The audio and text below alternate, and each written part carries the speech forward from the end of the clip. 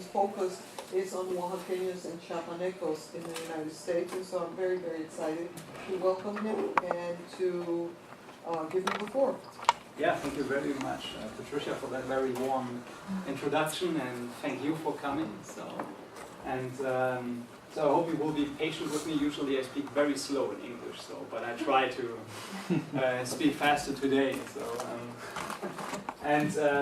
Basically I would like to talk to you about my dissertation, what is about collective identity formations among indigenous migrants in the United States, basically for Oaxaca and Chiapas. So at first I will just talk a little bit about indigenous people in Oaxaca and Chiapas, about their situation there and how they identify in Mexico. And then I will talk a little bit about them, about their migration to the United States, about my research question, and then I have some hypotheses to represent, my theoretical framework and methodology. And then I will just explain some first, or I call that interim result because I'm still in the field, I'm still doing empirical work. So these are not my final, so no final conclusions or not my final results, but I will present some of them. And Oaxaca and Chiapas are the most sovereign states in Mexico, Oaxaca and Chiapas, and there live, in both states, roughly around about 1/3 of their populations are indigenous people. So, and Oaxaca has the highest percentage or the highest proportion of indigenous people of all Mexican states, and also Chiapas right next to Yucatan. So, and I basically focus on 4 indigenous groups, which are the Zapotecs, or the Zapotecos and Mixtecos from Oaxaca, and the Tzetzal Mayans and the Tzotzil Mayans from Chiapas. Why did I choose them? That's basically a pragmatic decision because these are the biggest indigenous groups, and they migrate the most, and they also organize the most in the US. So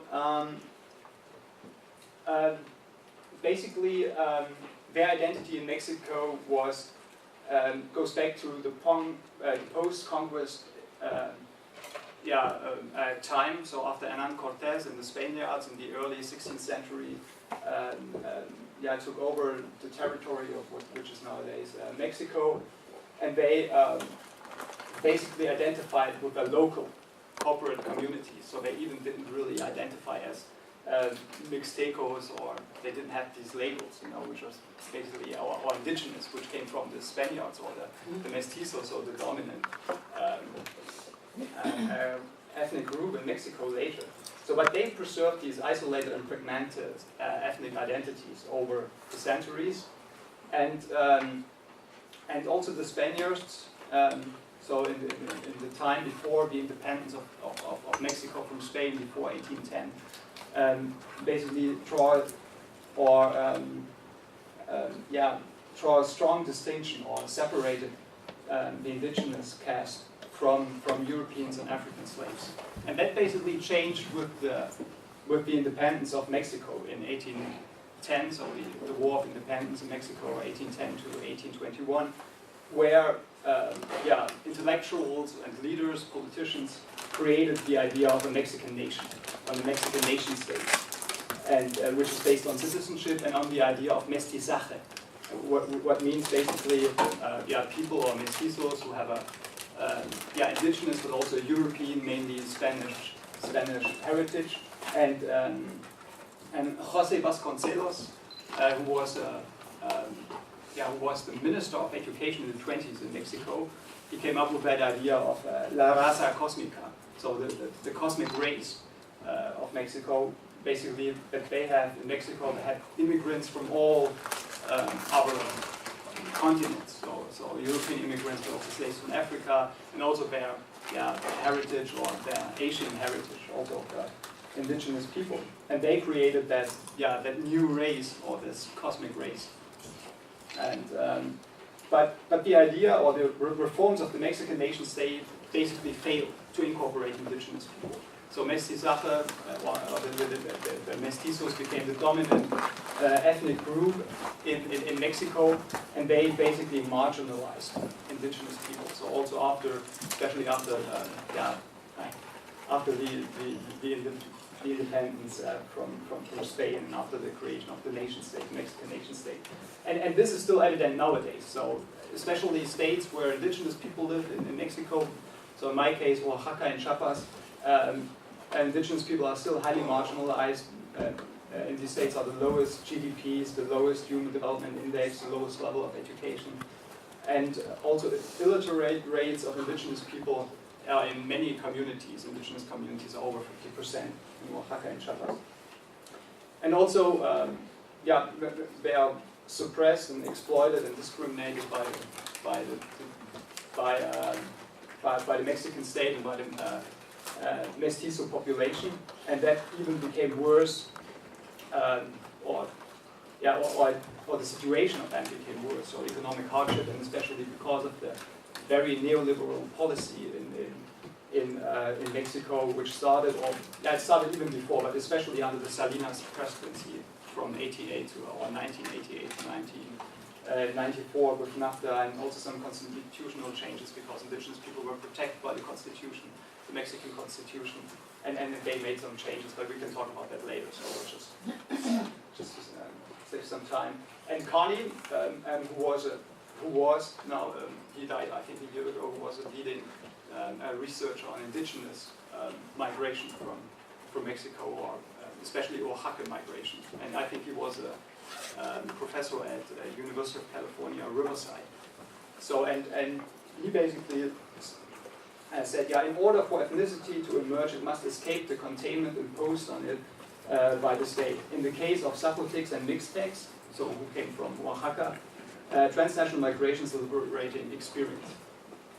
So basically, Oaxacan or indigenous migration from Oaxaca goes back to the Trasero program in the early 1960s, and indigenous mass migration from Chiapas. Yeah, so mass migration actually became more evident or started in basically in the early 1990s. And especially Chiapanecos came in an era of strong discrimination, hostility, and human rights violations in the US. So where they passed a lot of laws which discriminated their human rights, IRCA in '86, California Proposition, border operations in '93, '94, and especially also the whole situation or the climate in the US after 9/11.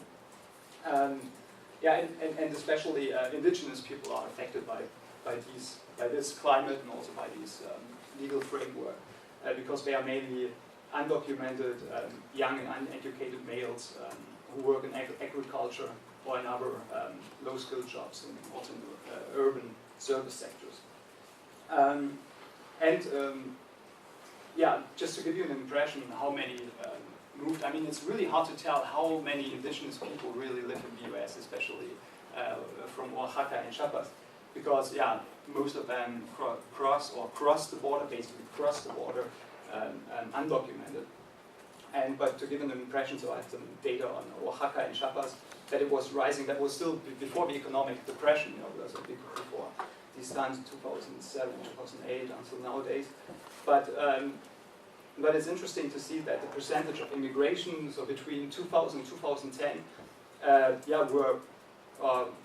were rising in Chiapas, or the percentage of all the Mexican immigration to the US. In Chiapas was like 0.2% in 2000, and then I mean, it's still on a low level, but it's rising compared to other two classical immigration states like Jalisco and Michoacan. And also that shows that, if you see the difference, so between 2000 and 2010, so it was strongly rise, or the percentage of all Mexican migration from all Mexican states was from Chiapas rise the most, and Oaxaca a little bit, and from Zacatecas, so Jalisco, Michoacan, got back. Also, where do they migrate? So I used the data from the Mexican consulates, the Matricula Consular, and basically Oaxaquenos moved to California, so Los Angeles, Oxnard, San Jose, Fresno, San Bernardino, all cities in California, whereas Chiapanecos moved to many different cities in the US. So they also, of course, they moved Los Angeles, or many of them got registered there at the Mexican consulate, but also in other regions of the United States, especially southeastern states in the US, so in Florida, but also in South and North Carolina, Georgia, and so on. Yeah, basically because Oaxacan migrants or indigenous migrants already moved, or many of them moved in the early 60s to the United States. They organized since the 1970s. So they founded they started to found hometown associations, and then out of that they also created federations, or state-based federations, and also political associations. I will tell more about these different kinds of organizations later. And the Chiapanecos, it's interesting, it was the opposite way around, because they started to organize at the end of the 1990s, and they started to organize with many state-based associations, and then so from the top-down principle, and now they organize more hometown associations. But I have some assumptions why that is, but which I will talk about that later. And these transnational, or these experiences in the United States, or these experiences of migration, and also of their transnational activities, are reflected in the collective interests, and also when they founded their organizations there, and out of that also emerged collective identities. Where we'll talk about that later. But that leads me to my research question. So what are actually the factors that explain changes in the collective identities of Oaxacan and Chiapanecan indigenous migrants? So especially based on their participation in transnational organizations. So and I assume that there are, and analytically, so there are four main outcomes of collective identities, which is at first a formation of a pan-indigenous identity, so that they come together and form also pan-indigenous organizations. So I will bring some examples later, but they do that especially in response to climate of hostility and discrimination in the US host society, but not only by dominant or mainstream society in the US, but also by mestizos. So that's why they form. So they are kind of all in the same boat. So all the indigenous people, and they all experience the same things. That they are discriminated also by their fellow mestizo migrants from Mexico or from other states. So that's why they like to draw a distinction from them. But on the other side, they also form a pan-Latino identity, where they basically, when they interact with public institutions in the United States, and they all have this kind of this painful stigmatization of being illegal aliens. So like many from Latinos. So if they are, or in many interviews they tell me, so if they see me, it doesn't matter if I have legal documents or not. At first they assume I'm probably illegal. So here in this country, but I will give you some quotes later about that. And they also form. So these are actually more, primarily pan-ethnic identities. So pan-indigenous identity, pan-Latino identities are pan-ethnic identities, but they also form basically regional identities. When they form, for example, a formation of an identity as a Oaxaqueño and Chiapaneco when they cooperate with government officials in Oaxaca and Chiapas. So then they form organizations or state-based federations to cooperate with them. And out of that, they emerge kind of a state-based identity or regional identity. What I call, I've never heard that term, maybe, I don't know if it makes sense, but kind of a pragmatic identity. So we work with them, we identify with them. But there are some quotes which bring that to a better point later. And they also form an identity as a specific indigenous group, which is based on that they still have strong connections with their home community. So in interactions, so family members still live there, and they still participate in the cargo system, like usos y costumbres, so and so on. But it's important to see then that they are kind of as Max Weber would say, idle types. So they are still fluid, and they are intersected, and they can change. So based on the situation, right? So so hometown association where the members primarily identify with their home community, but they are at the same time, this hometown association is a member of a state-based federation. So they are also kind of, which interacts with the Oaxacan or the Chiapanecan government. Yeah. May I add something? Sure. Because I don't know anything about Mexican immigration. The Oaxaqueño and Chiapanecos are only a term to designate a particular geographic location, or is it also an ethnic attribute? That's a very good question. It can be also an ethnic. I mean, it could also emerge an ethnic identity out of that, right? But basically, I'm using it as that these are the migrants from Particular region, from particular from state. Oaxaca and Chiapas. But what doesn't mean that out of that and out of their experiences is when they interact with their home governments, that they could, out of that they could create a new identity, right? Or a new ethnic identity. So the formation of a specific indigenous group is something separate from the designation of the region in your. Yes, analytically, I'm drawing a distinction there, Okay, but at the end I will say, but that they can also create because, good that you mentioned that, because all these identities are fluid, right? They can change over time and they can create new ones and they can separate ones. So, and that also causes tensions and consolations between these different outcomes of collective identities. So I give some examples about that later. So basically, it's a part of the whole transnationalism research complex. So that basically I will not talk too much about that, but that migrant organizations or migrant create links between their communities of origin or of settlement and origin, so economically, politically, and socially. So which can be, for example, development projects that they still accomplish. Development projects in the home communities. They also do lobbying, so in a political sense. I will give some examples about that later. They participate in the transnational discourse, but also performance of cultural and religious activities, so that which they celebrate in their home community at the same time also in their community of settlement. Also, of course, Guanizo and Smith call that transnationalism from below, so the opposite thing, not from the states, but from top down, but from below, bottom up, and not by transnational corporations, but actually by the migrants.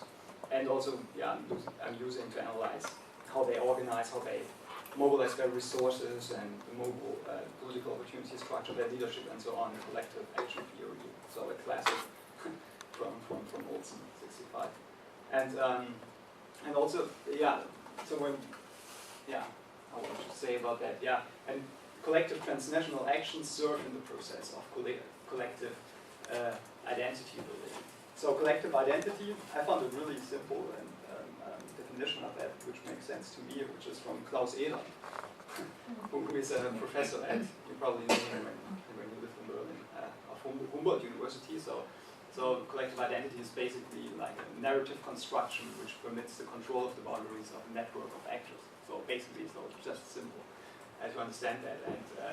And based on also on the research findings on Hall and Baghdad, so that they also found that migrant organizations or migrants create a hybrid identity.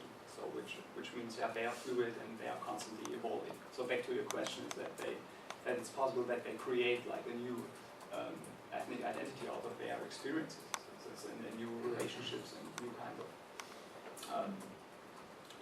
transnational actions, and these fluid collective identities basically depend on their self perception. So how do they perceive themselves, these groups, but also how others perceive them?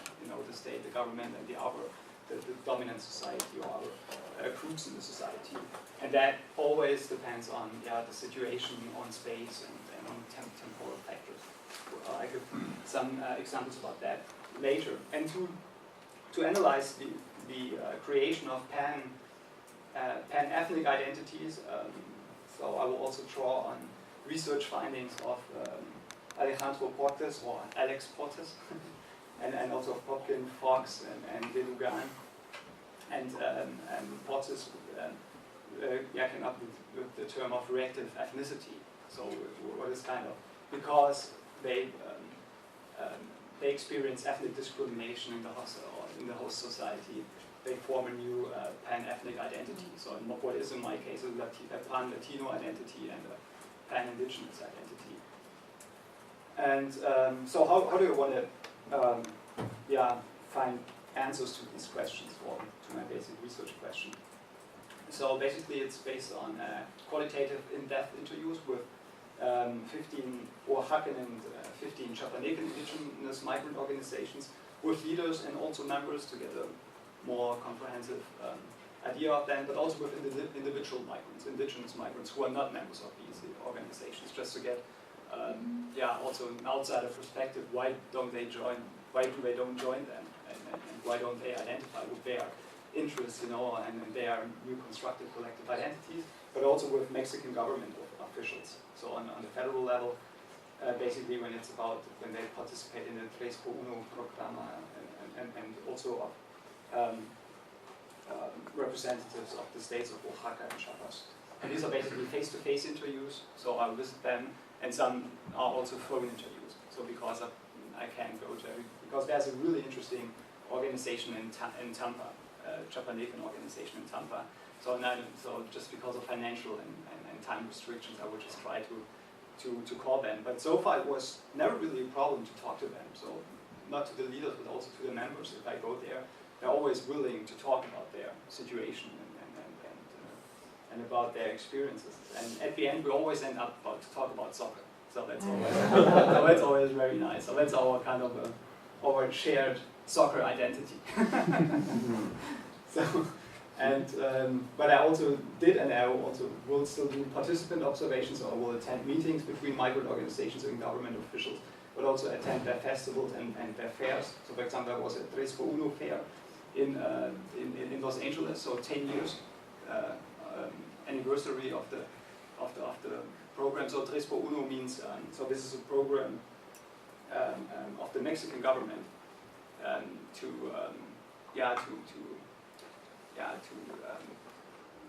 how to say that? To promote the links. Yeah, to promote the links and to stimulate their developmental efforts, to send more money back. So, and Tres por Uno means like 3 for 1, so that when they send $1 back, they will get $1 from the state, from the federal level, $1 from the state level, and $1 from the municipality level. And but there are also some other. It was interesting to find out that there are also some strange relations and interesting relations, and there are some specific problems, so we can talk about that later. But and also observations and interviews in selected indigenous municipalities in Oaxaca and Chiapas, what I will do. So I'm not sure yet, but probably in October and November this year, when I will travel to Oaxaca and Chiapas. And so now about their actions and their collective identity formations. Basically, indigenous organizations are differentiated by what I found out so far. Still, I'm not done with my research, or these are still previous results. Are differentiated by their ethnic composition, their residence, their interests, type of resources they mobilize in their collective identities. So, and basically, the leaders of the organizations are the narrators of collective identities. So they came up with some of them, they call them the intelligentsia, or the intellectuals who came up with that ideas. So when they found out that there's a problem or there's an interest, for example, in human rights, so then we should organize to articulate our interests when it comes to protect our human rights. And then they construct the us and the others. So it's always about the us and the others, which can change. And organizational examples in my sample so far is, here are some from the Oaxacan migrant organizations, and there you can see that they founded.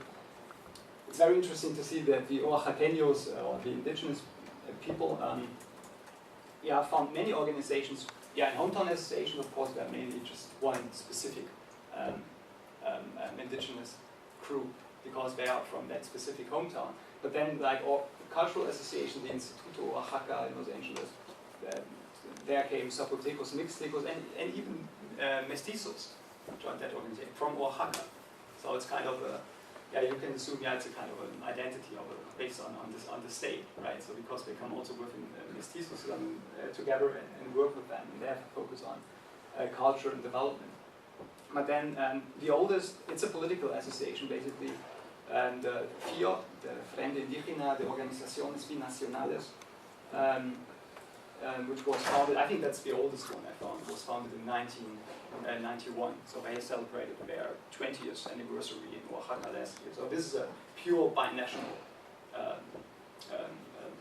or a pure transnational organization, because they have also organizations in Baja California and in Oaxaca. And but their members are only indigenous people, so from different groups, not only Mixtecos and Zapotecos, but also Triquis, which is another indigenous group from Oaxaca. And they have a focus, that's why I call them, so this is how I call them, so political association, because they have really the focus on human rights and politics, but also on development, but their focus is really on human rights, and they try to participate in the discourse about human rights and political discourse in the US, but also in Mexico, to protect or to articulate the interests, especially of indigenous people. And then, FOCOICA is the only state-based federation of the Oaxaquenos, or the Federación Oaxaqueña de Grupos y Organizaciones Indígenas en California, and this is a state-based federation. And they have a focus also on development. So they are because they are created out of member organizations, which are basically hometown associations, and they founded them. So then there are many hometown associations. Some of them I don't know so much yet because I haven't talked to them yet. So we'll still talk to them. So and then the Chiapanecan ones, they founded like many state-based federations, also in cooperation with the government of Chiapas, but also with mestizos. But there are also some other Mayan groups, so indigenous Mayan groups, Toyolabals and Soques. Is that the right pronunciation? Soques. And they come together, and also there's also one in Salt Lake City and in New York City. So these federations, and also of course hometown associations as well, but many state-based and hometown associations. So not so many political associations. There's one, the Chiapanecos in San Francisco, which are only Tzitzales and Tzotziles. So far I only got some information about them from other organizations. So I haven't talked to them yet. But this is what I know. So they seem very interesting. They have a focus on human rights. So when it's about human rights, we really organized political association. They're really suspicious of the Oaxacan or the Mexican government in general, but also of the state governments in Oaxaca and Chiapas. How do you find these organizations? Through word of mouth, or on the internet, or? Yes. So the first thing what I did is I looked up. So of course I would only get the ones who cooperate with the Mexican government, right? So as a, Right. And then so that was one. And then also of the work of Kani. So he had some migrant organization, and I called also what's his name? He's a professor at UCLA. Fox?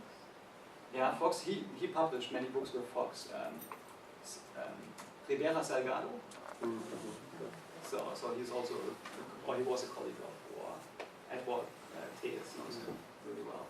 So and he also named me some organizations. So he said, start with FIO. They know them. So because that's a big organization and they are very well developed in Los Angeles, and they give you our contact details. So and this is what they did. So I went to them and started from there, and then so it's a snowball effect kind of. Mm-hmm. So but so far it's like that there are not so many big organizations, or especially Chiapanecos are not so many. They're not so well organized yet. There are some there. I think I found 33 of them. So, but How many have you found in total? 33 from Chiapas, and from Oaxaca there are more. There are many hometown associations, right? But I don't know if that would tell me so much more, right? Because it's always the same with hometown organizations. But I think I got all the bigger associations, political associations, and also the state-based federations. So but there are much more. I don't know, hundreds of hometown associations, of Oaxaquenos, especially in California. So back to my assumptions about these analytical outcomes. So, to all who I have talked so far, they all experience discrimination by the dominant ethnic groups in the US, but also by mestizo Mexicans. So so one statement from a mixteco who is a member of an organization. So my white American boss doesn't respect my rights as a worker. I'm only an illegal alien who works for little money under bad working conditions. My Mexican co-workers, mestizos, treat me like an animal because I have an indigenous accent. So they feel so discriminated by both groups. And also there's the stigmatization of indigenous people as indios, so among mestizos, so which means like dirty or stupid or these other some what they told me, some translations of that.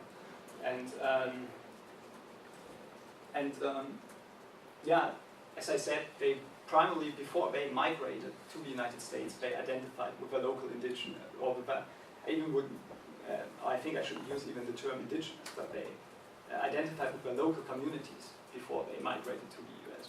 So and then they and in the United States, because of these experiences of discrimination and so on, they founded, or they created or emerged an indigenous, a broader indigenous identities, and that's also especially reflected because it has this long tradition, also already for 20 years in FIO,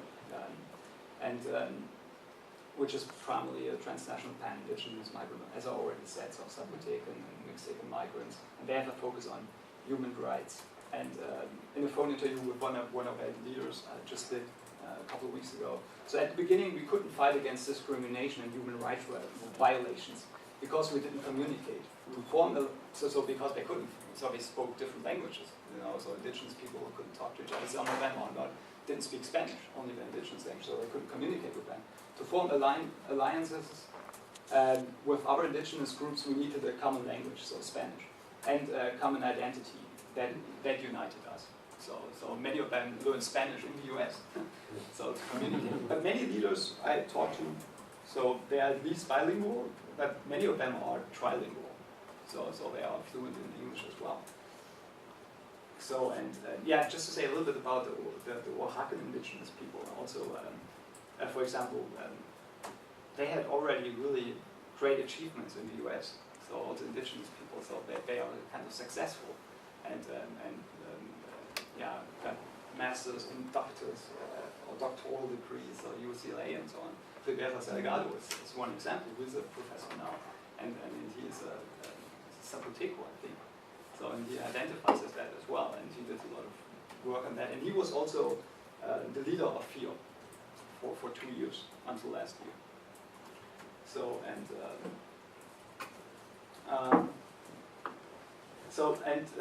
of course also that promotion of the pan-indigenous culture, like pan-indigenous festivities, so which came out of regional activities or cultures, and they kind of became a cultural symbol for them. And also the marimba concerts in case of the Chiapanecos, which is a traditional Mayan instrument, but also the pelota mixteca, so it's all about soccer.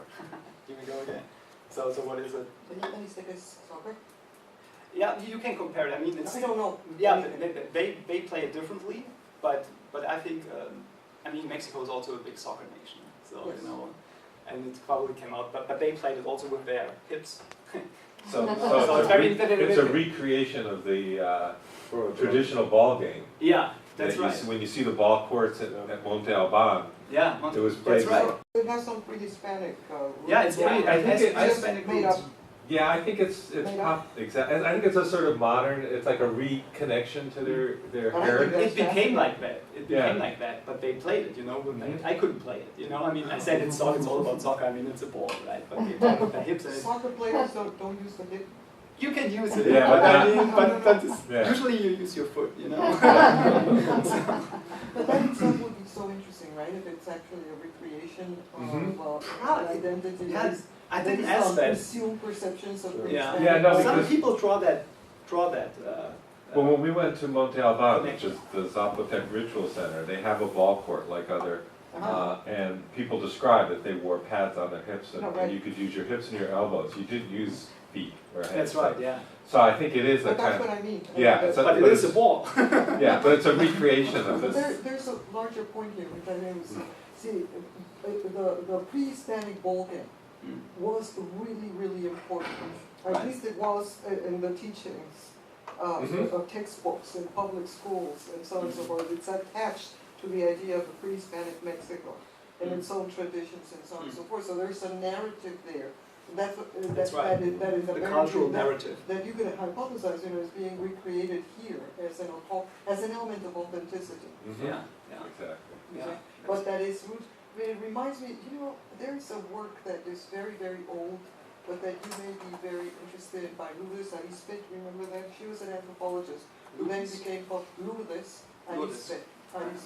And I'm pretty sure that you can Google her work. Because one of the things that I'm so sorry to interrupt you. No, that's right. It's just a testimony to how I'm enjoying it, that's and right. new these things are. So I apologize. But here's what she did. And she did this, I think, in the 80s, where she discovered, for example, that a lot of the indigenous dancing groups that are favored by tourists. I love this image, right? That because you go to the Museum of Anthropology and there are people there doing and so on and so forth. Well, it turns out that those people are not indigenous. They are totally urban people who learned. Same in Mexico City with the Aztec. Who learned, well, that's the point. They learned about the attires, including the conch shells, and from the textbooks in public schools. Yeah. And then they use that in order to create this identity, which then they sell to tourists. So the tourists see them as kind of an authentic representation of this exotic Mexican culture, but in fact, it's all the product of modernization and urbanization in Mexico. I love that story so much, and I think there's a story like that in the yeah, definitely. Well, also you can buy videos about that in Germany, Yeah.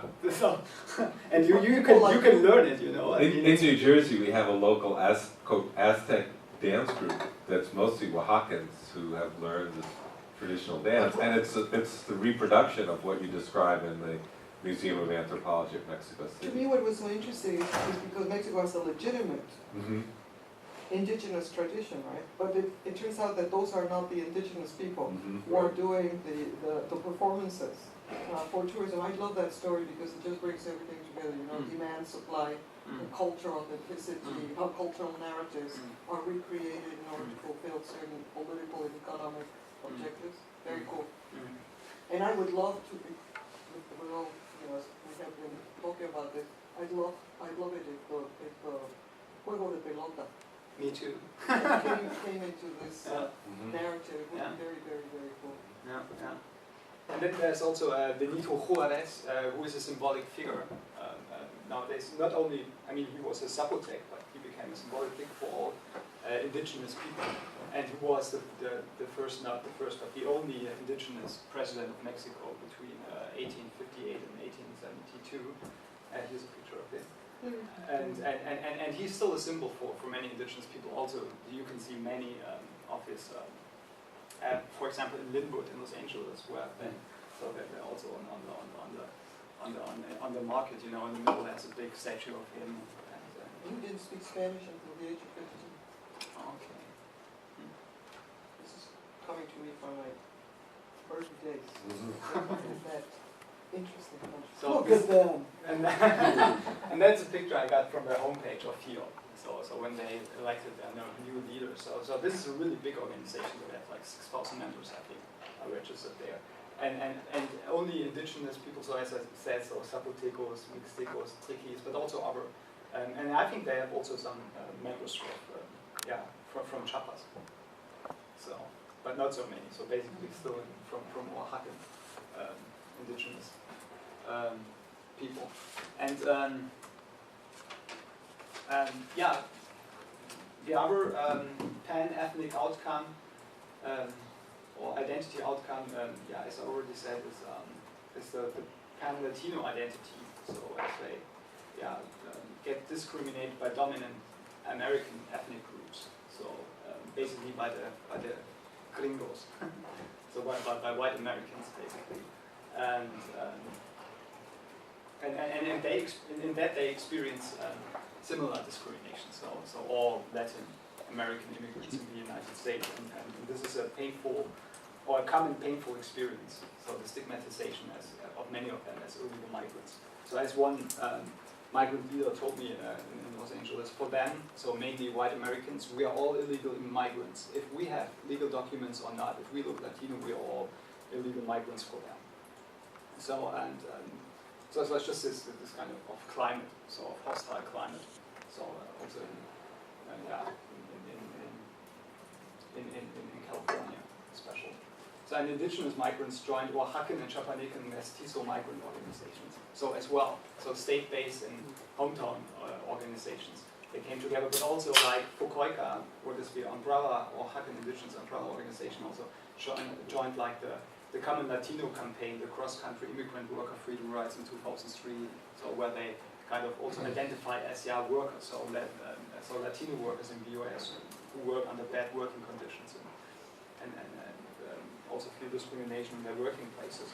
And also the Asociación Tepeyac in New York City has also, so it was basically, I think, a Latino organization, but they have also Oaxacan and Chiapanecan indigenous migrants. So they get, on the one side, they get also discriminated by mestizos, so in their home country, but also here in the United States. But on the other side, they also kind of feel discriminated together.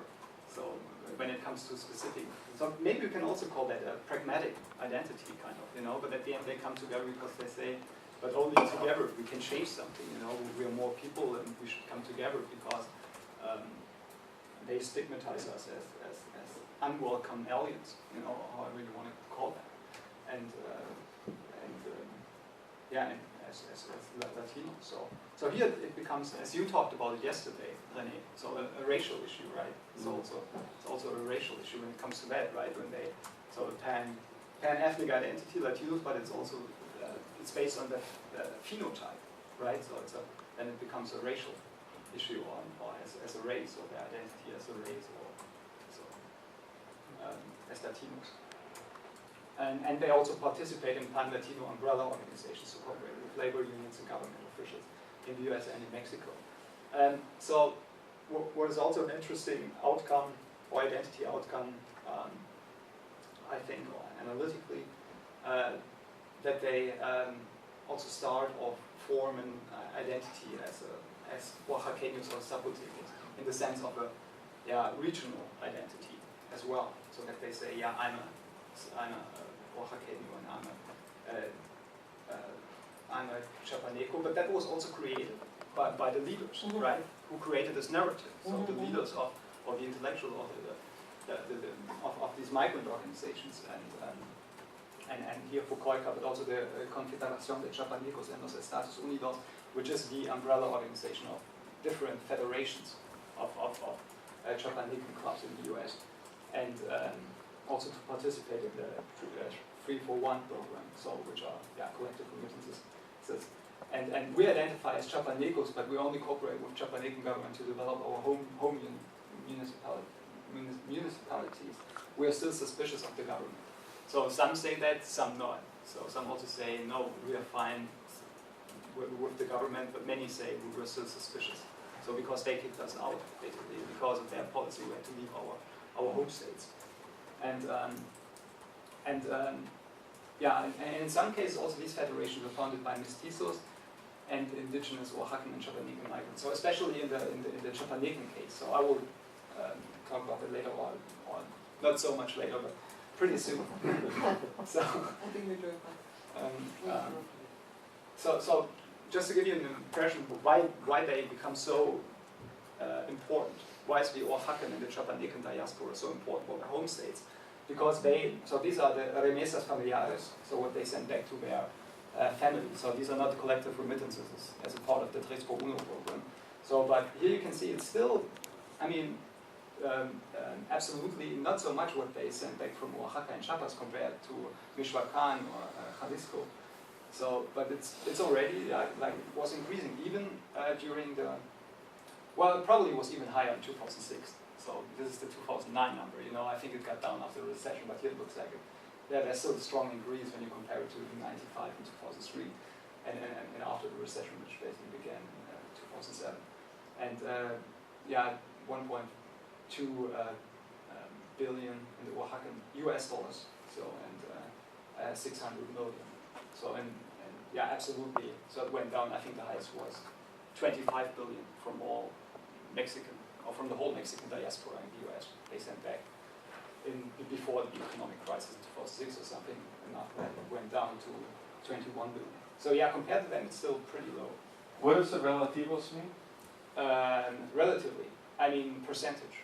So Increase, or percent of all Of the Roman. whole. from the whole Mexican, Roman- from the Oh, Mexican okay. countries, all the different states, or the 32 or 31 states, so of the Mexican country. So and yeah, and because Guerrilla journalism at work. Sorry, guys. Are you enjoying this presentation? so and yeah, and because they sent so much money back, so the governments became interested in that, because yeah, they can That's right. they can kind of yeah, instrumentalize them, you know, to develop their own community, because they don't get the job done, you know, to develop their own communities. They say, but there we can get monies, because they send so much private money back home, and here, so this is, yeah, at first in the background you can see that's actually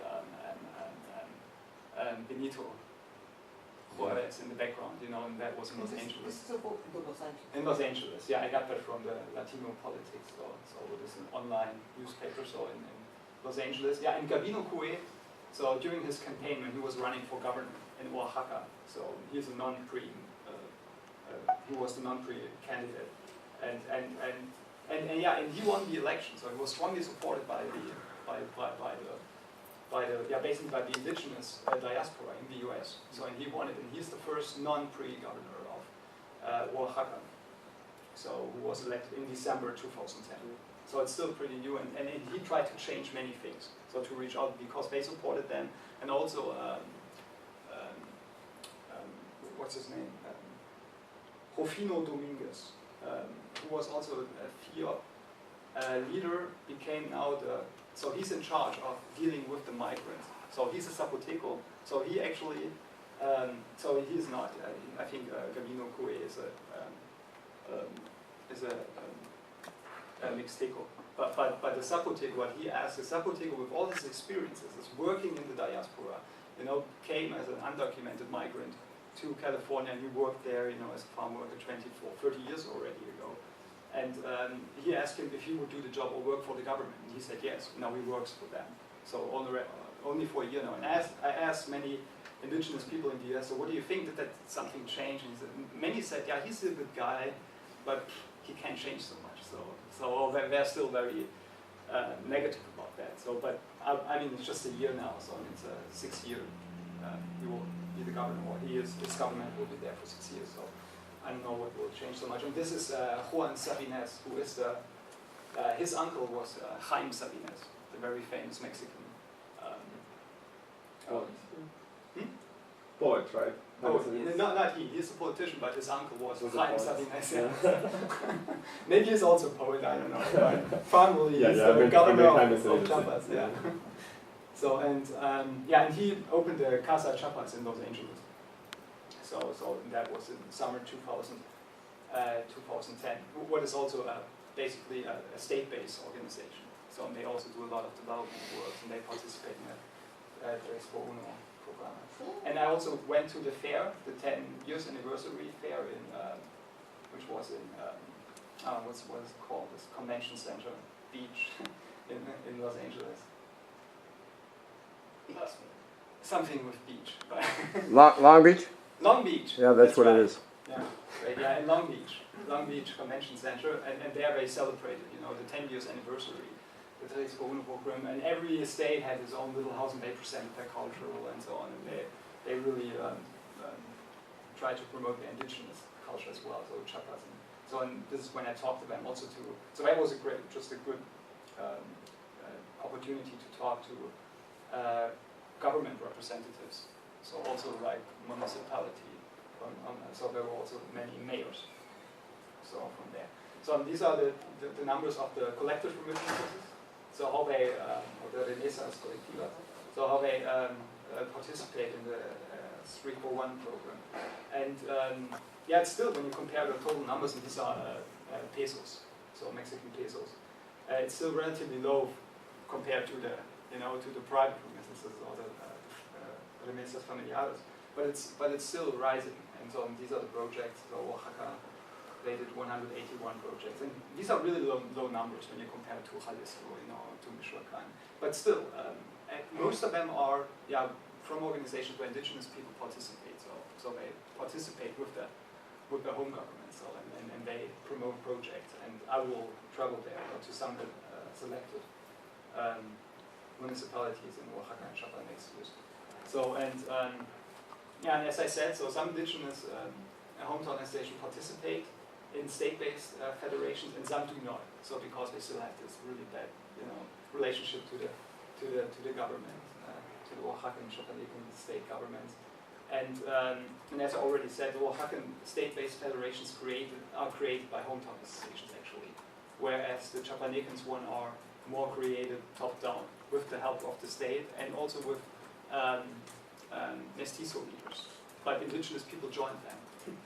So what I could call, it's kind of, I will say that in my final,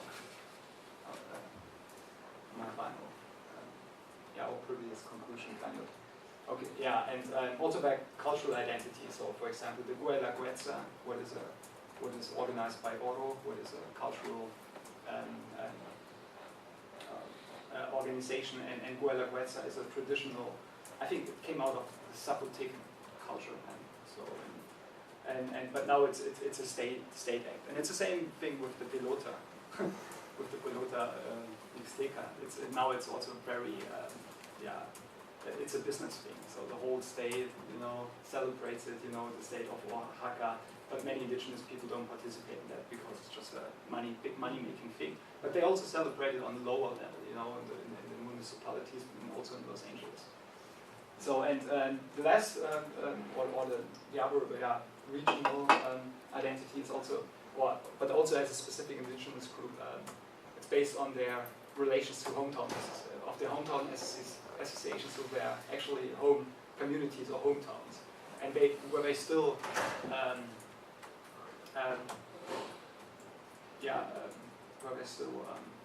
do their usos y costumbres and cargo system, which are basically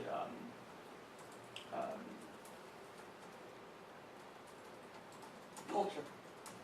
Culture. Yeah, culture, but I was looking for different terms. Customs? Religious, the cargo system? Yeah, It's a religious service and a system, and it's also been analyzed as a wealth redistribution system. But that's all right, But I was looking for, it's self-governed. So self-governed of independent communities, so in Oaxaca and Chiapas. And as one member of a hometown association told me, I identify as a Zapotec, but also as a member of my home comunidad Villa Hidalgo Yalilac. Because my family still lives there, and I'll do a year of cargo work there sometime in the next year. So he still identifies, so the home community is still the symbolic center for him, and he thinks, he will go back to do his 1 year community work. So and also, family and collective remittances also keep their links to their home communities, and also culturally, for example, the coronation of the elected beauty queen in communities and hometown association. So our indigenous cultural identity is threatened. We founded our organization to show every member how important it is to teach children our language, culture, and story, who we are.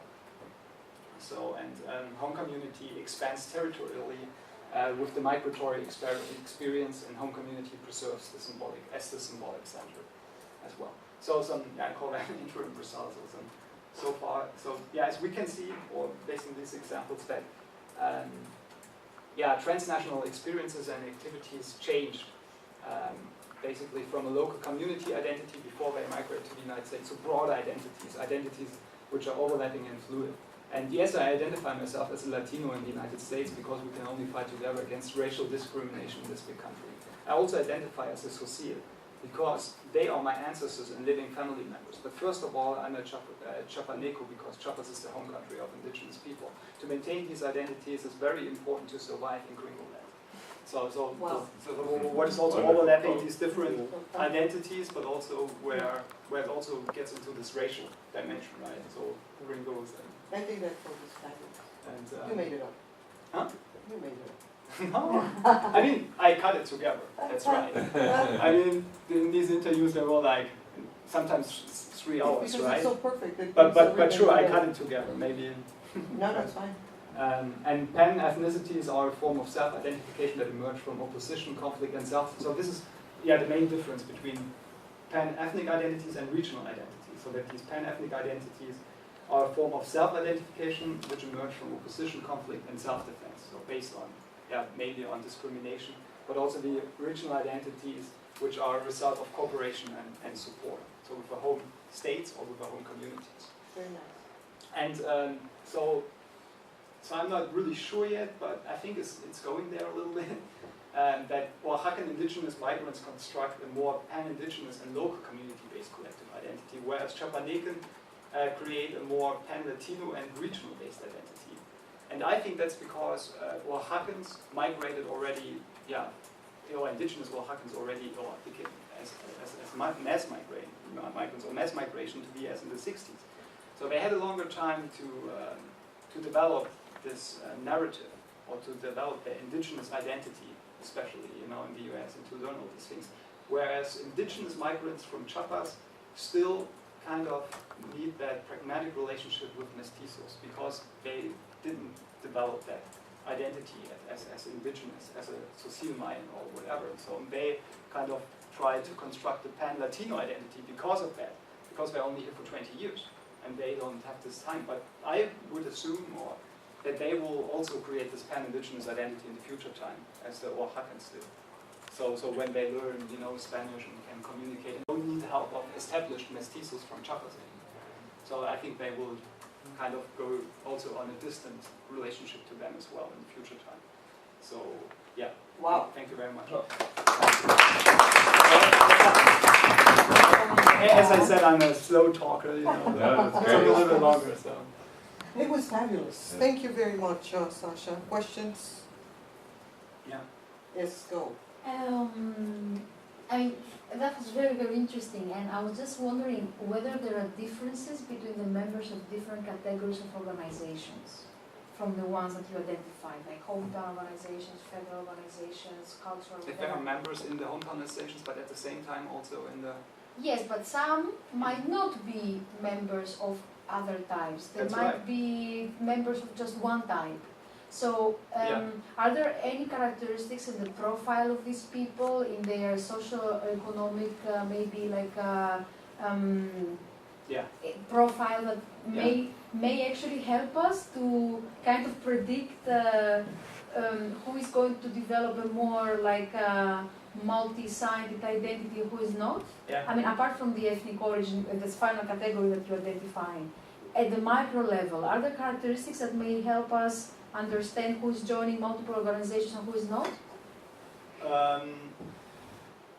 Yeah, so as I said, it depends on their experiences, right? So I can also take myself as an example, how I create my identities, right?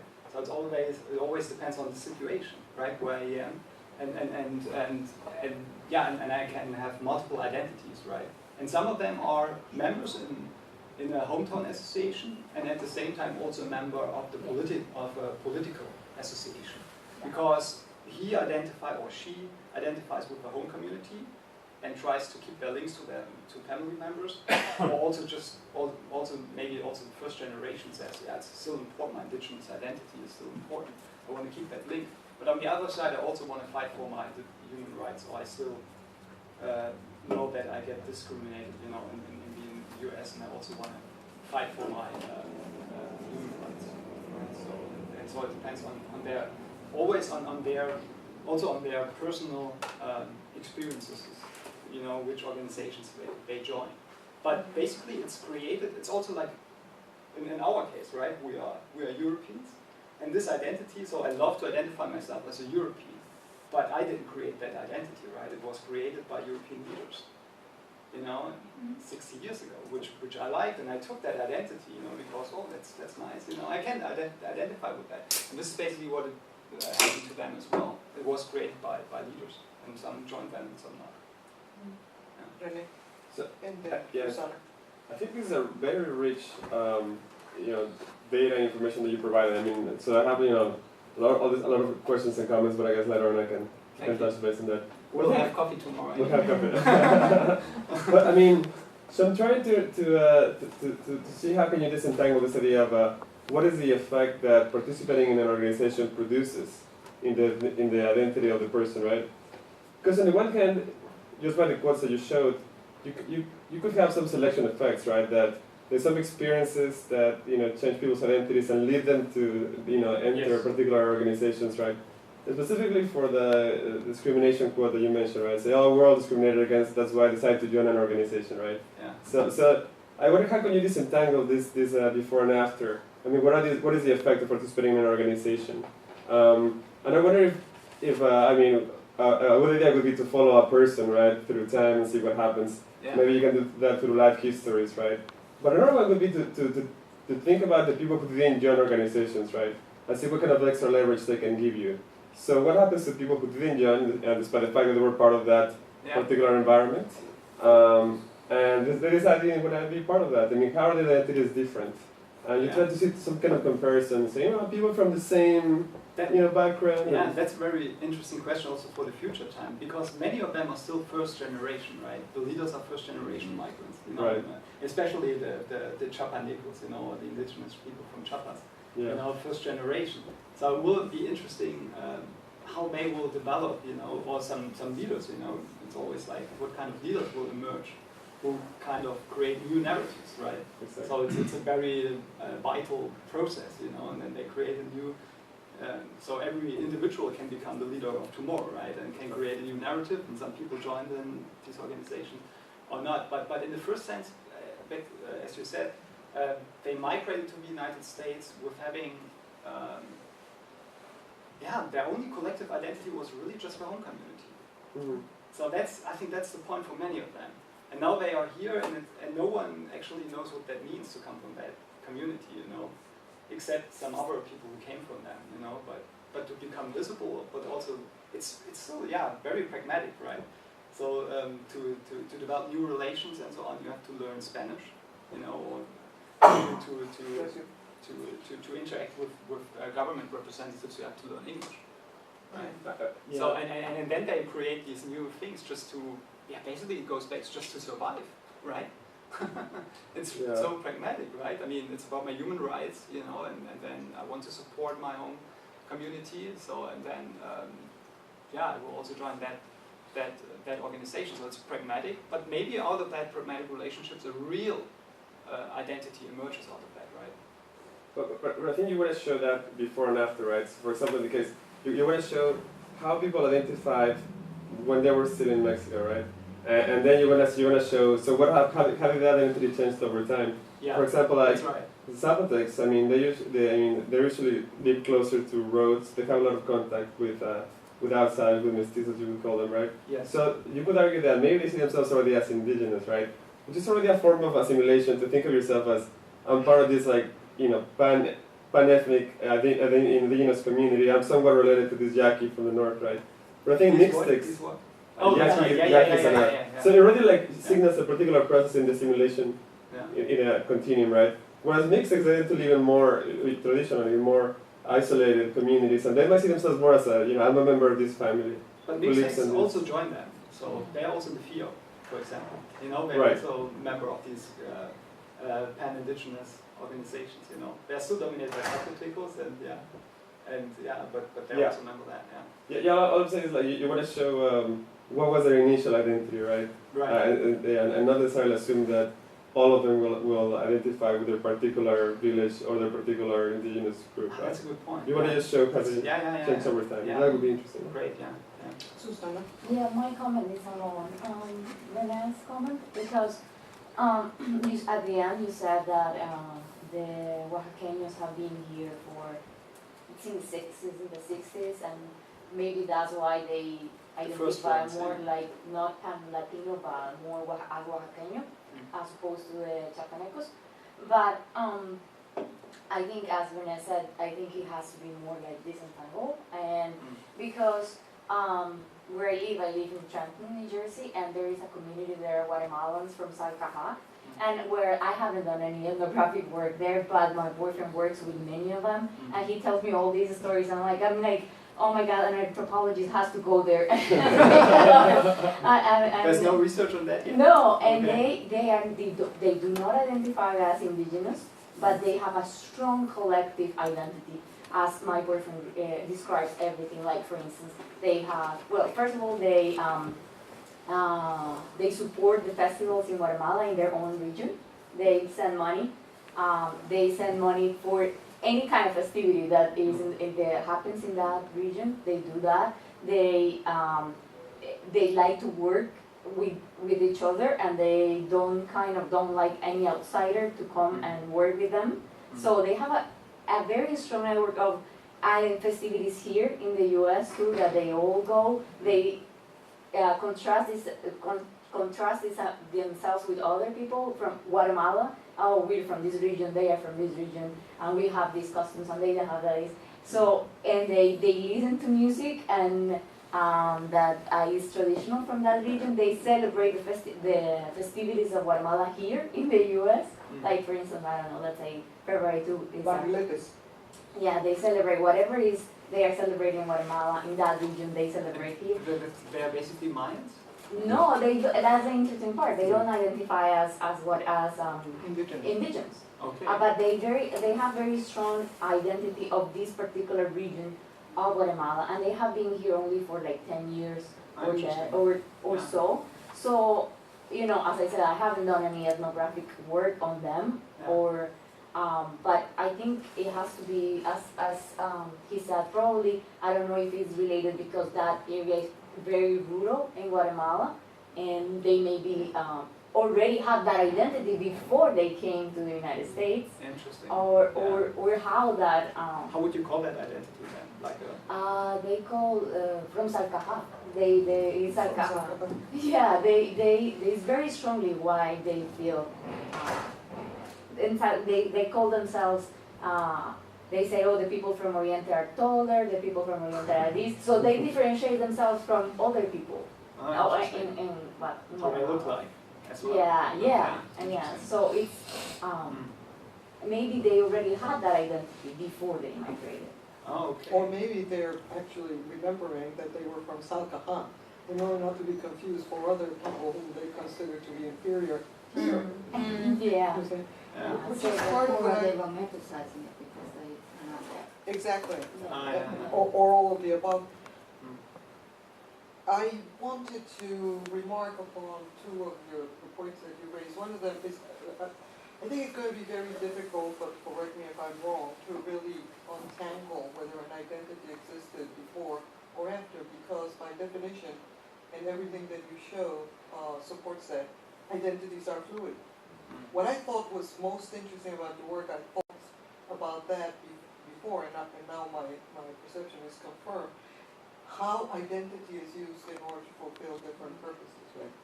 Right. So yeah. I'm not saying that if you should not report, I think that Renee and Susana are right, that it would be very interesting for people to speak retroactively or retrospectively about identities, because I think you will get wonderful quotes, but there's Yeah. still, what you will get again is a bunch of patterns, not necessarily a representation of an authentic identity. Because you can also do that retrospectively. Oh, I used to be These are the Mexican. life stories. The life stories. These are life stories, Yeah. but they can offer a little bit of a glimpse about changes in self-definition over time, right? With a caveat that itself may be shaped by place of destination. But however you put it, I think it would be really interesting to discover that indeed strong Oaxacan or Chiapaneco identity is forged in the United States rather than in places of origin. It reminds me, in immigrant America, you remember things like a Czech, there were countries that were invented in the United States, if I remember correctly, Yeah. from immigrant Or Czech. Italian yeah. identity, or Czech Like was Italian. Bohemia. Yeah. Czech was Bohemia, right? Yeah, And more And I think that you could use some of that literature in order to draw a comparison, that there are a lot of Portes and Drombobo. yes, a lot of local identities, which in fact were formed in the United States rather than in place of origin, which I think is just a wonderful kind of twist to the whole thing, right? But then toward the end of your presentation, you said something else that I think has enormous potential, and this is the whole effect of time upon identity formation, which I had never heard you describe before, so I'm very excited about this news, right? I don't know whether you just stumbled upon it, but it strikes me as being tremendously important. I'm still fluid. Yeah, but you may not be aware, I see, you tell me, because I don't think that there's a lot of systematic writing on the effect of time upon identity. Other than, yeah, it takes time to kind of become an American. But what you're saying is that the development of a pseudo-authentic identity as indigenous or Oaxacan or regional occurs over time and takes many shapes that depend upon time, right? So here I am thinking that it would be nice to continue looking at the intersection of space and time in identity formation. I see another figure. You see what I'm saying? So I just wanted to salvage it because I think it's so interesting. And I would personally prefer it not to be just an aside. It's like the juego de pelota, and even in the more familiar thing about Benito Juárez. I think the juego de pelota that came up in your presentation has tremendous potential also to illustrate certain key elements in your work. But this whole thing about time strikes me as really deserving some serious thought. Thank you. Yes, well, Professor Warnacha will give you the floor. He traveled all the way from, or So I won't be here for coffee tomorrow, so if you'll indulge me a slightly long set of comments. I mean, this was a great presentation. I thought so. And I have to say, so I did my very first field work as an undergraduate in Chiapas in the 1970s. I read that in your email, yeah. And the fact that Chiapanecos 20 years later in the US is phenomenal, because in the 1970s the whole discussion was, were they going to leave the highland communities to go to the lowlands or work? Some people were starting to go to Mexico City, but not very much. So this whole idea that in 20 years you now have them as transnational migrants, I mean, this is very fast. Whereas Oaxaca, as you point out, has a much longer history. One comment I want to make is I would like to see you do more with the early history. So one of the differences I see is that the Tzotziles and the Saltales, they were really peripheral Maya. So I mean, the core Maya were in Yucatan, and the Tzotziles and the Saltales were peripheral Maya in the highlands. I think your comment about that they were disorganized communities, I would say they were disorganized by the Spanish. They weren't disorganized beforehand.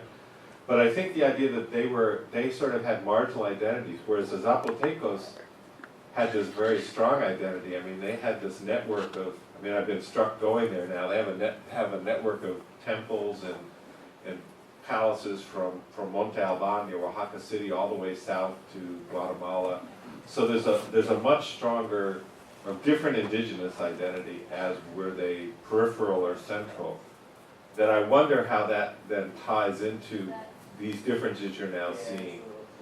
A second point is that, and I'm not sure how much this plays out, but the Tzotziles in particular, Harvard had a 20-year anthropology project in Chiapas, which is how I got there. And the anthropologists really have continued to work to help the Tzotziles develop a cultural identity. So they wrote their language down. They advocated for radio stations and schools, developed theater groups.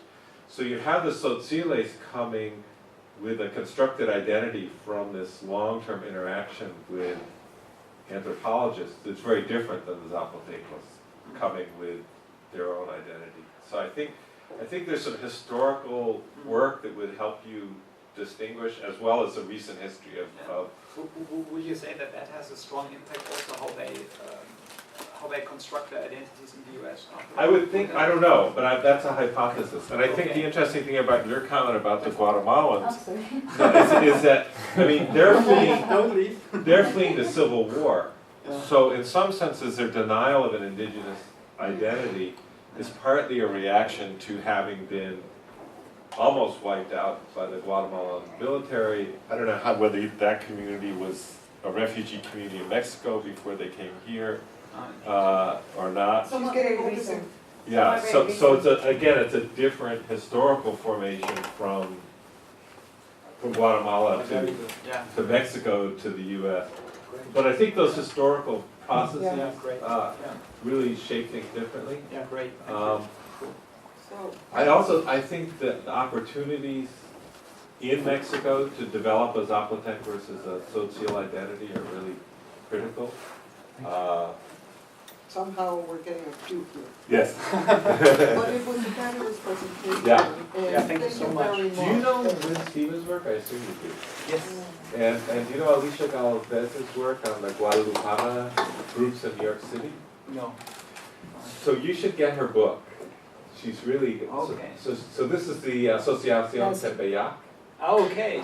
Okay. She wrote, Was her article also in the book of in indigenous migrants in the United States? it could be, By Fox and Rivera Salgado. it could be, I just know her book, that's a whole analysis of Yeah. these Guadalupana communities and how they function as transnational organizations. Oh, okay, cool. What was her name again? Alicia, A-L-Y-S-H-I-A, Galvez. She's actually at Lehman College. And I was going to say, if you're interested, there's a conference next Friday, May 11th, at Lehman College they're initiating a Center for Mexican Studies in New York. Oh, that's So- in New York, that conference. Yeah, it'll be at Lehman College in the Bronx. I'll be there. Robert Smith. 11? Yeah, it's an all-day conference. So there's going to be a panel that I'll be on about health. There's going to be a panel about, Sounds fantastic. yeah. But you've got a lot of great material, and I think those quotes, this idea of these sort of Thank you. While you're in this area, you might, because she's also going to leave, she has been admitted to a sociology department. I've heard about it, yeah. But you know, it would be interesting to actually do a mini tour of, or interaction with some of those. Yeah, that would be cool. But she's getting this information from her boyfriend. Yeah. So where are you going to this house? We really don't know. Yeah, I started on. I did. Do you have a card or something? You know, that's ironic that you ask. I always ask. States are the lowest GDPs, the lowest human development index, the lowest level of education. And also the illiterate rates of indigenous people are in many communities. Indigenous communities are over 50% in Oaxaca and Chiapas. And also, they are suppressed and exploited and discriminated by the Mexican state and by the mestizo population, and that even became worse, or the situation of them became worse, or economic hardship, and especially because of the very neoliberal policy in Mexico, which started, it started even before, but especially under the Salinas presidency from 1988 to 1994 with NAFTA, and also some constitutional changes because indigenous people were protected by the constitution, the Mexican constitution, and they made some changes, but we can talk about that later, so we'll just save some time.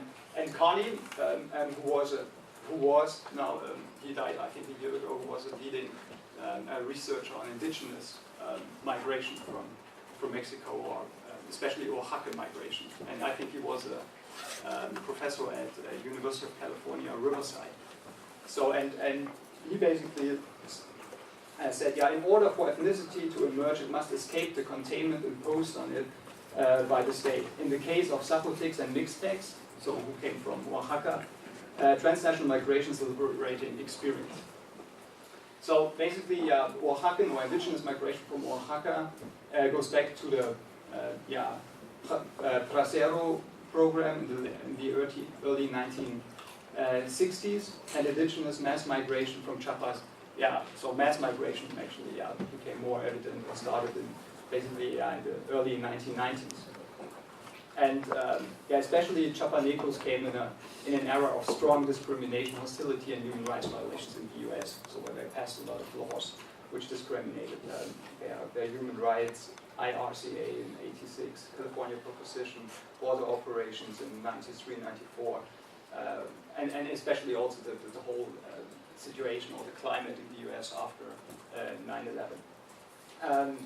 Yeah, and especially indigenous people are affected by this climate and also by these legal framework because they are mainly undocumented, young. His focus is on Oaxaquenos and Chiapanecos in the United States, and so I'm very, very excited to welcome him and to give him the floor.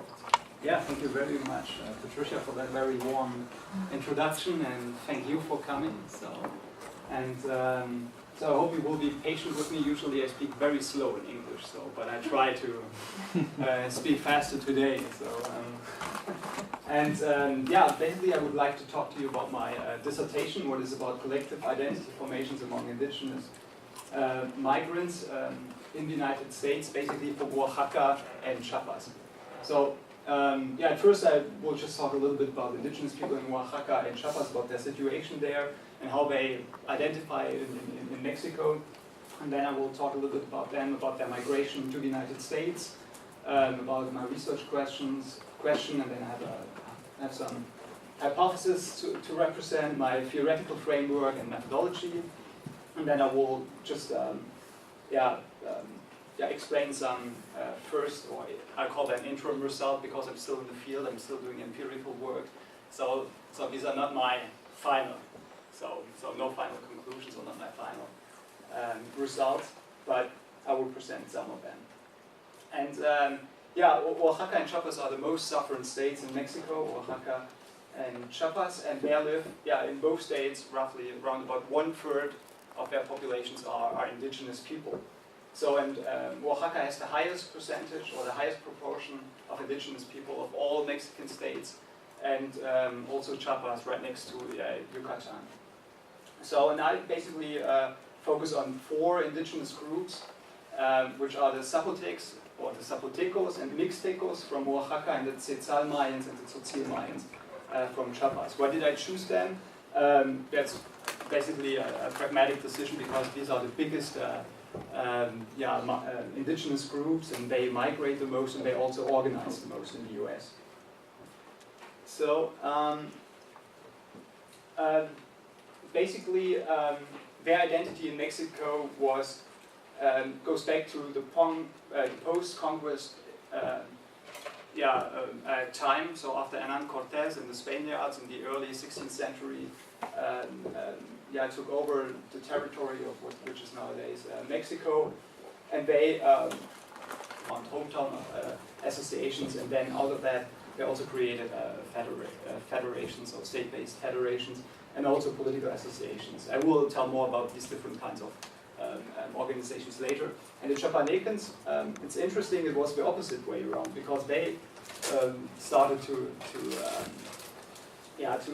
organize at the end of the 1990s, and they started to organize with many state-based associations, and then so from the top-down principle, and now they organize more hometown associations. But I have some assumptions why that is, but which I will talk about that later.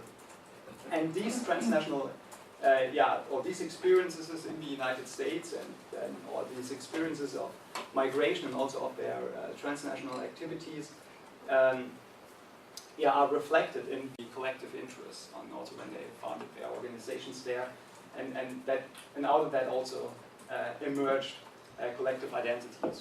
Where we'll talk about that later. But that leads me to my research question. So what are actually the factors that explain changes in the collective identities of Oaxacan and Chiapanecan indigenous migrants?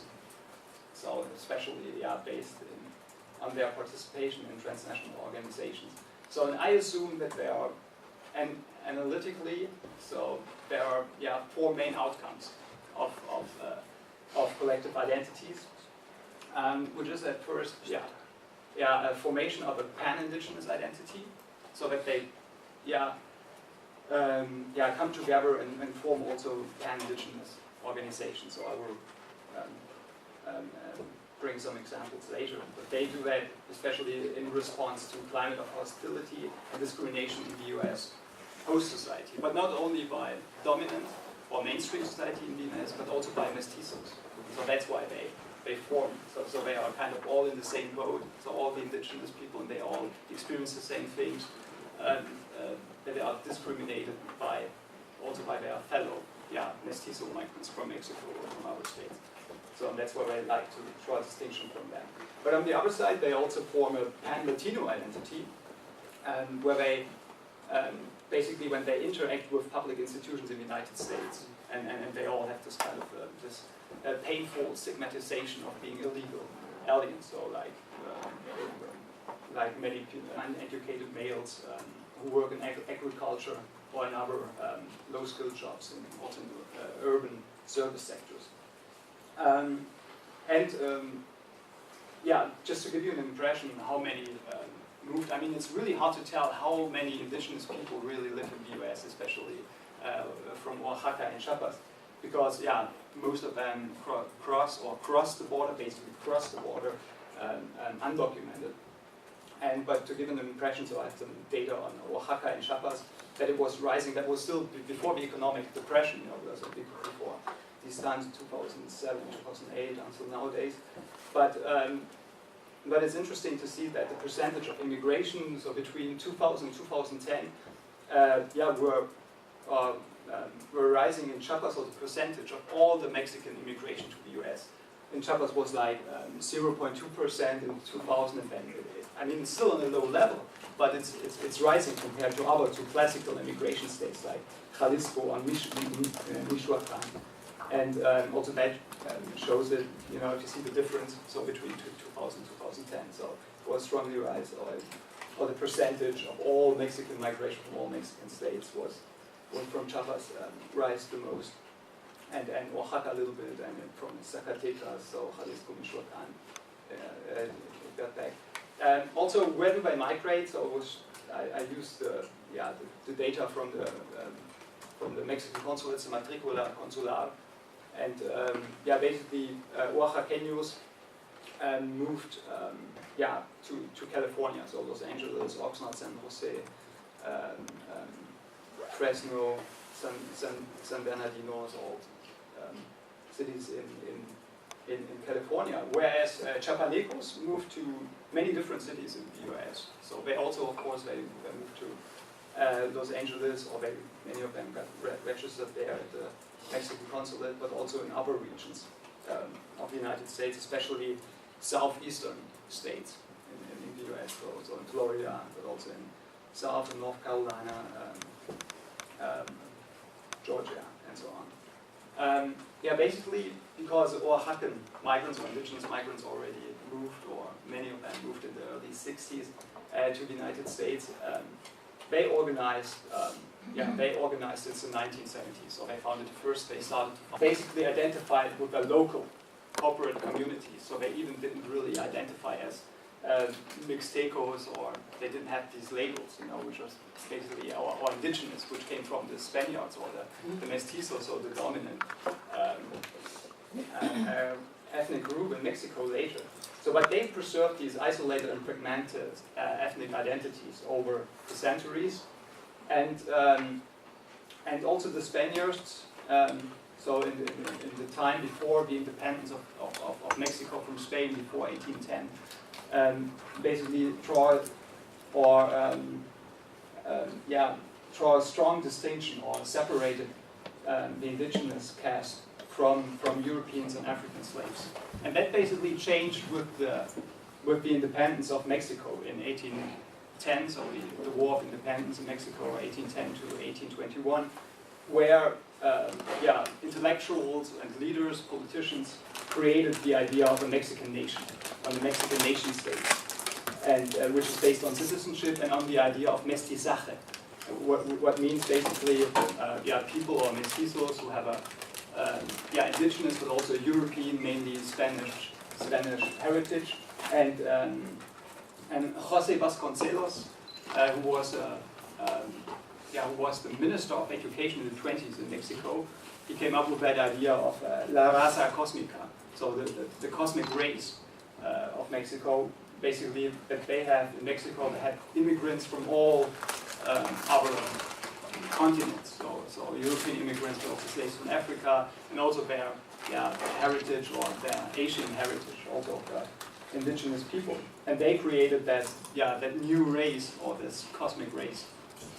And but the idea or the reforms of the Mexican nation state basically failed to incorporate indigenous people.